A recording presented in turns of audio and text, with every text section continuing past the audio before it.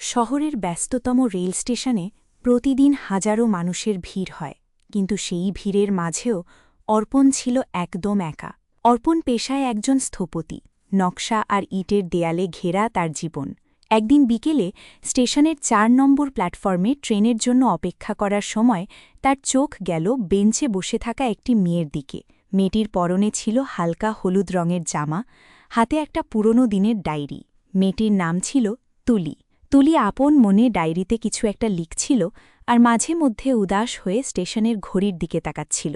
হঠাৎ বাতাসের এক ঝাপটায় তুলির ডায়েরি থেকে একটা শুকনো কদম ফুল আর একটা চিরকুট উড়ে অর্পণের পায়ের কাছে এসে পড়ল। অর্পণ নিচু হয়ে চিরকুটটা তুলে নিল। সেখানে খুব সুন্দর হস্তাক্ষরে লেখা ছিল, অপেক্ষা সবসময় কষ্টের হয় না, যদি গন্তব্য জানা থাকে। অর্পণ চিরকুটটা ফিরিয়ে দিতে গিয়ে দেখল তুলির চোখে জল। সে কিছুটা অপ্রস্তুত হয়ে জিজ্ঞেস করল, আপনি কি ঠিক আছেন? তুলি চোখের জল মুছে আলতো হেসে বলল, হ্যাঁ, আসলে স্মৃতির পাতাগুলো মাঝে মধ্যে খুব ভারী হয়ে যায়। সেই শুরু। অর্পণ আর তুলির পরিচয়টা যেন কোনো সিনেমার গল্পের মতো ছিল।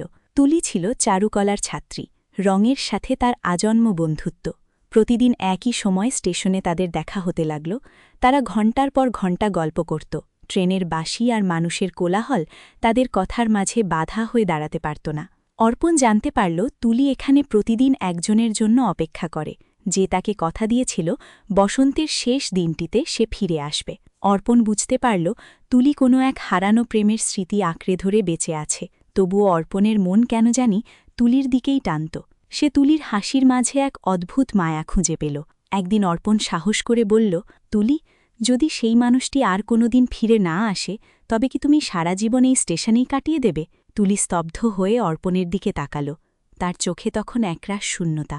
সে ফিসফিস করে বলল, ভালোবাসা মানে তো শুধু পাওয়া নয় অর্পণ, ভালোবাসা মানে তার দেওয়া কথাটার উপর বিশ্বাস রাখা। অর্পণ চুপ হয়ে গেল। সে বুঝতে পারল তুলির হৃদয়ে অন্য কারো নাম লেখা। তবুও সে তুলির বন্ধু হয়ে পাশে থাকল। তারা একসাথে রিকশায় ঘুরে বেড়াত, রাস্তার ধারের চা খেত আর বৃষ্টির দিনে কদমের ঘ্রাণ নিত।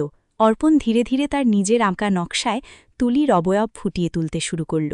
তার তৈরি করা প্রতিটি দালানের নকশায় কোথাও না কোথাও তুলির পছন্দের রঙের ছোঁয়া থাকত।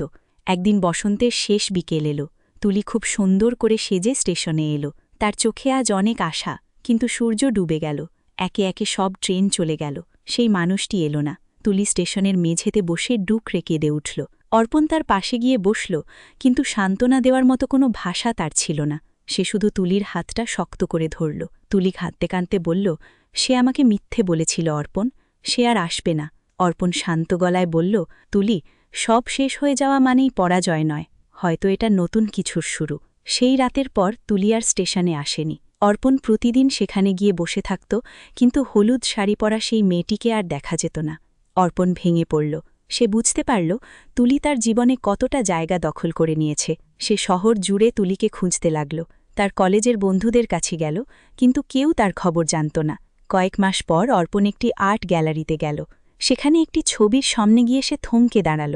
ছবিটিতে একটি রেল স্টেশনের প্ল্যাটফর্ম আঁকা, আর তাতে একটি ছেলে ও একটি মেয়ে বসে আছে, ঠিক যেন অর্পণ আর তুলি। ছবির নিচে ছোট করে লেখা ছিল, অসমাপ্ত অপেক্ষার সমাপ্তি। অর্পণ গ্যালারি মালিকের কাছ থেকে শিল্পীর ঠিকানা জোগাড় করল। সেটি ছিল শহরের এক প্রান্তে একটি ছোট্ট আশ্রম। অর্পণ সেখানে গিয়ে দেখল তুলি ছোট ছোট বাচ্চাদের ছবি আঁকা শেখাচ্ছে।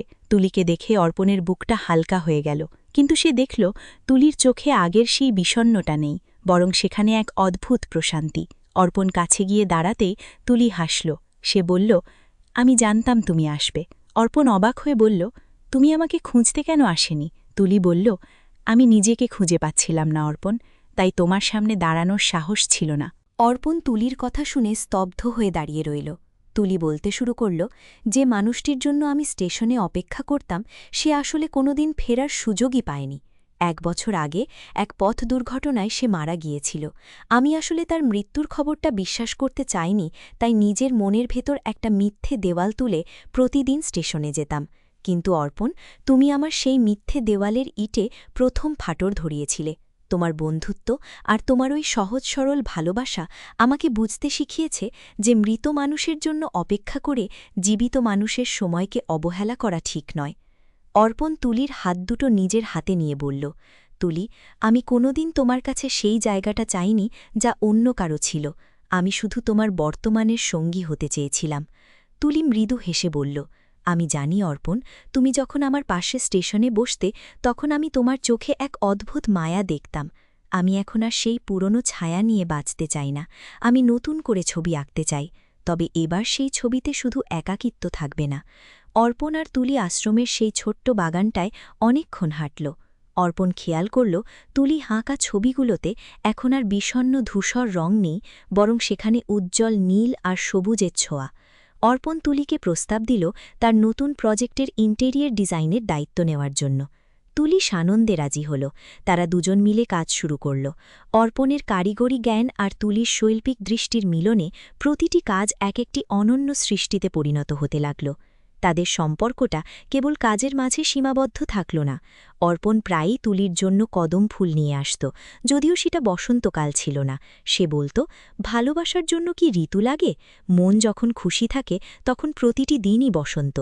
তুলি অর্পণের মাঝে এমন এক আশ্রয় খুঁজে পেল যা সে আগে কখনো কল্পনাও করেনি। তবে তাদের এই নতুন যাত্রায় বাধা হয়ে এলো অর্পণের পরিবার। অর্পণের মা চাইলেন তার ছেলে কোনো এক বড় ব্যবসায়ীর মেয়েকে বিয়ে করুক। তিনি যখন তুলির কথা শুনলেন এবং জানতে পারলেন তুলি একটি আশ্রমে থাকে এবং তার অতীত এমন এক কষ্টের গল্পে ঘেরা, তখন তিনি সরাসরি অমত জানালেন। অর্পণের মা একদিন তুলির সাথে দেখা করে বললেন, আমার ছেলের ভবিষ্যৎ অনেক উজ্জ্বল। আমি চাই না তোমার মতো কোনো সাধারণ মেয়ে তার জীবনে ছায়া হয়ে আসুক। তুলি কোনো তর্ক করল না। সে শান্তভাবে আশ্রমের কাজ করতে লাগল। অর্পণ যখন এই কথা জানতে পারল, সে তার মায়ের সামনে গিয়ে দাঁড়াল। সে বলল, মা, তুমি যাকে সাধারণ বলছ সে আমার জীবনের সেই রং যা ছাড়া আমার পুরো পৃথিবীটাই ধূসর। আমি তুলিকে ছাড়া পূর্ণ নই। অর্পণের জেদ আর ভালোবাসার কাছে শেষ পর্যন্ত তার মাকে নতি স্বীকার করতে হল। তিনি দেখলেন অর্পণ তুলির সাথে থাকলে যতটা প্রাণবন্ত থাকে অন্য কারো সাথে তেমনটা থাকে না। অবশেষে একদিন সেই রেল স্টেশনের ৪ নম্বর প্ল্যাটফর্মেই অর্পণ তুলিকে আংটি পরিয়ে বিয়ের প্রস্তাব দিল। ট্রেনের হুইসেল যেন তাদের নতুন জীবনের সানাই হয়ে বাজল। তুলি আজ আর কাঁদছে না, তার চোখে আজ শুধু সুখের জল। তারা বিয়ে করে সেই পাহাড়ের কাছাকাছি এক ছোট বাড়িতে থাকতে শুরু করল। তুলি এখন বড় শিল্পী আর অর্পণ সফল স্থপতি। তাদের ঘর জুড়ে এখন শুধু ক্যানভাস আর নকশা। তুলি তার ডায়েরির শেষ পাতায় লিখল, অপেক্ষা সবসময় শূন্যতায় শেষ হয় না। কিছু অপেক্ষা মানুষকে জীবনের সঠিক গন্তব্যে পৌঁছে দেয়। তাদের ভালোবাসা প্রমাণ করল যে অতীত যতই ভারী হোক না কেন, বর্তমানের হাত ধরলে সুন্দর এক ভবিষ্যৎ গড়া সম্ভব। আজও যখন বৃষ্টির দিনে অর্পণ আর তুলি বারান্দায় বসে চা খায়, অর্পণ মৃদু স্বরে জিজ্ঞেস করে, এখনও কি কদম ফুলের ঘ্রাণ পাও? তুলি অর্পণের কাঁধে মাথা রেখে বলে, এখন আর ঘ্রাণ খুঁজতে হয় না অর্পণ, আমার পুরো জীবনটাই এখন কদম ফুলের মতো পবিত্র আর সুন্দর। এভাবেই বসন্তের শেষ চিঠিটা এক নতুন জীবনের চিরকুটে পরিণত হল।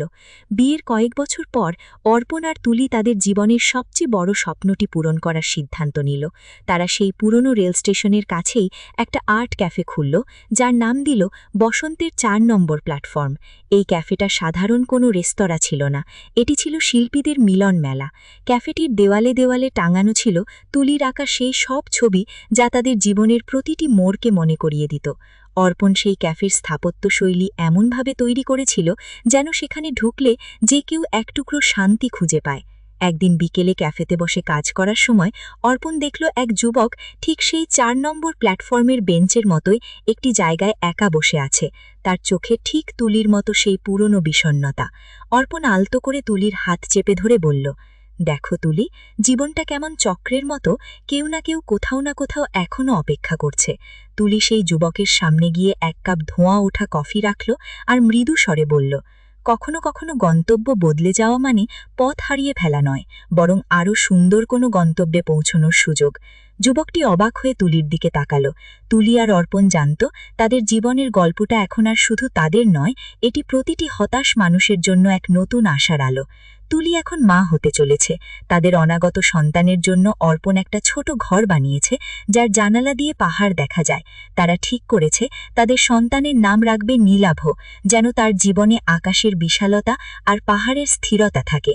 একদিন রাতে বৃষ্টি ভেজা বারান্দায় বসে অর্পণ তুলিকে জিজ্ঞেস করল, যদি সেই চিরকুটটা সেদিন আমার পায়ের কাছে না পড়ত, তাহলে কি আমরা আজ এখানে থাকতাম?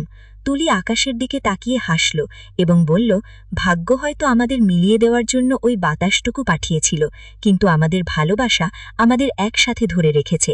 তাদের ভালোবাসা আজ আর কোনো দীর্ঘশ্বাসের নাম নয়, বরং এক পূর্ণতার প্রতিচ্ছবি। তুলি তার ডায়েরির একদম শেষ পাতায় একটা ছবি আঁকল। একটি ছোট পরিবার বৃষ্টির দিনে হাতে হাত ধরে পাহাড়ের দিকে হেঁটে যাচ্ছে। নিচে লেখা ছিল, বসন্ত আসে এবং চলে যায়, কিন্তু হৃদয়ের বসন্ত চিরকাল থেকে যায় যদি পাশের সঠিক মানুষটি থাকে। অর্পণ আর তুলির এই পথ চলা কখনোই থামবে না, কারণ তারা জানে প্রতিটি শেষ আসলে এক নতুন শুরু। তাদের এই ভালোবাসার গল্প শহরের মানুষের মুখে মুখে ফেরে, আর শিখিয়ে দেয় যে ধৈর্য আর বিশ্বাস থাকলে মেঘ কেটে গিয়ে ঠিকই সূর্যের দেখা মেলে। ভালোবাসা অমর হোক, যেমন অমর হয়ে রইল বসন্তের সেই শেষ